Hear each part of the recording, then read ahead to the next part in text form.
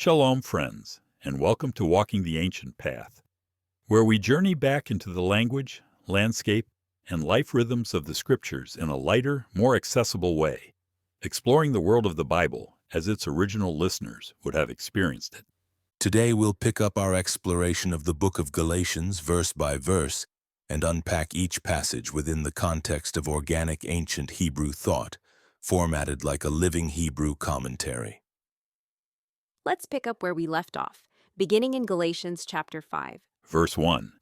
Stand fast, therefore, in the liberty wherewith Christ has made us free, and be not entangled again with the yoke of bondage. Stand firm, then, in the freedom with which Messiah has set us free, and do not let yourselves be tied up again under a yoke of slavery. Stand fast, in Hebrew imagery, like a warrior planting his feet on solid ground, refusing to be pushed off the trail. Paul urges them to stay strong. In liberty and freedom here is not license but release from bondage, like slaves unshackled, walking into the open fields of inheritance. Messiah's act is the great exodus, setting his people free. Be not entangled again. The word implies being caught, wrapped, or ensnared, cords of rope around the neck, pulling someone back into servitude. Yoke of bondage. In Hebrew imagery, a wooden yoke placed on oxen, heavy and oppressive. Torah as a system of earning righteousness is this burdensome yoke. Messiah removed it. To take it up again is to return to slavery. Verse 2. Behold, I, Paul, say unto you, that if you be circumcised, Christ shall profit you nothing. Listen, I, Paul, tell you this.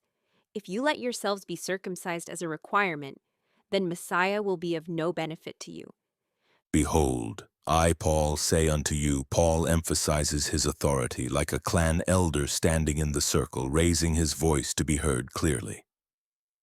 If you be circumcised, he's not condemning circumcision itself, but condemning turning it into a symbol of righteousness, choosing to wear the mark of flesh as the ticket into covenant life.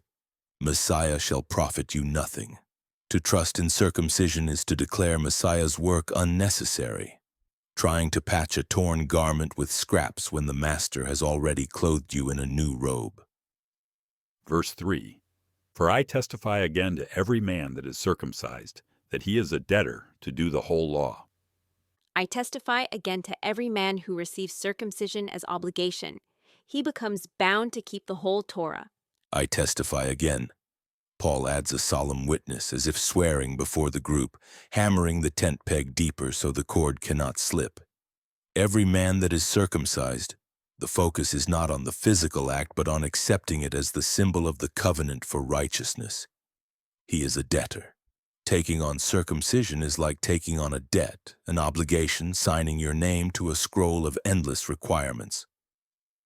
To do the whole law, Torah requires complete obedience. Relying on only part of it as your covenant identity means you are obligated to fulfill every command perfectly, bearing the full yoke, not just one strap of it. Verse 4. Christ is become of no effect unto you. Whosoever of you are justified by the law, you are fallen from grace. You who seek to be declared righteous by Torah, you have been cut off from Messiah. You have fallen away from the favor of Elohim. Christ is become of no effect unto you. Relying on Torah for righteousness renders Messiah's work useless. It's like rejecting the healing balm already applied and trying to bind your wounds with dry reeds. Whosoever justified by the law, those who try to earn tzedakah, right standing by observing Torah. If you choose that route, Messiah's covering no longer applies. You are fallen from, not tripped by accident, but stepping off the firm trail of Yahweh's chen, grace, favor, climbing out from under the tent of mercy, leaving yourself exposed to the storm. Verse 5. For we through the Spirit wait for the hope of righteousness by faith. For we, through the Ruach, eagerly await the hope of righteousness that comes by trust. We through the Spirit, not by fleshly effort, but by Yahweh's breath living within us through the Ruach, like sails filled with wind propelling the vessel forward. Wait for the hope. This isn't passive idleness but vigilant anticipation, a farmer watching the sky for rain, knowing the harvest will arrive.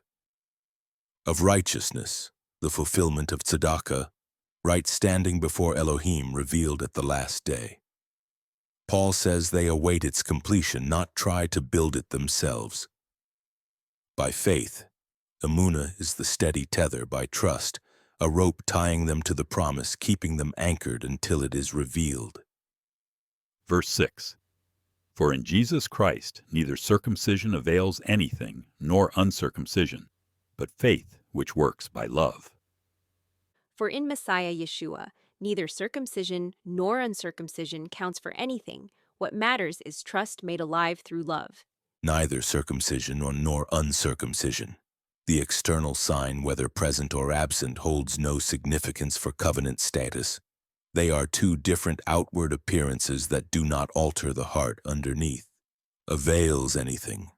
Paul strips circumcision of saving value, counts for anything, measuring dust on the scales, of no weight compared to what is real.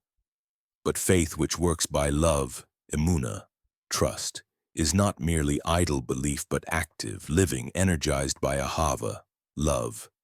Like a root drawing water, sending sap through the vine and producing fruit. Genuine trust reveals itself in covenant love expressed toward others. Verse 7. You did run well. Who did hinder you, that you should not obey the truth? You were running the race so well. Who cut in on you, keeping you from staying true to the path of truth? You did run well.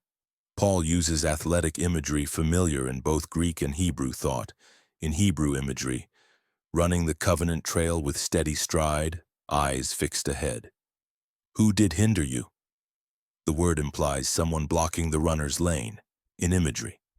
A rival pushing them off the path, tripping their feet as they push forward. That you should not obey the truth. Truth, emet, is the straight path. To be hindered is to be knocked off the level trail, stumbling toward crooked ground. Paul's grief is that outside voices have disrupted their faithful run. Verse 8. This persuasion comes not of him that called you. This kind of persuasion does not come from the one who calls you. This persuasion refers to the teaching that circumcision and Torah works are necessary for righteousness. In Hebrew imagery, a smooth voice at the crossroads, luring travelers onto a crooked trail, comes not of him that called you. The actual call is from Yahweh, summoning them into freedom through the Messiah, the shepherd's voice that gathers his flock. Any other persuasion comes from a stranger's voice, not the master's. Verse 9. A little leaven leavens the whole lump. A little yeast works through the whole batch of dough. A little leaven. In Hebrew imagery, leaven, shemetz, often represents corruption or sin. Even a small pinch can alter the entire loaf. Leavens the whole lump. A small beginning grows until the entire batch is affected. Paul's point is that allowing even a minor distortion of the Besorah will spread throughout the entire community. Hebrew imagery. Just as Israel was commanded to remove all leaven during Passover, the Galatians must identify and cast out false teachings before they spread throughout the community. We'll pause here and continue in our next episode. If you listeners have areas of interest you'd like to explore further, questions or comments, please don't hesitate to let us know.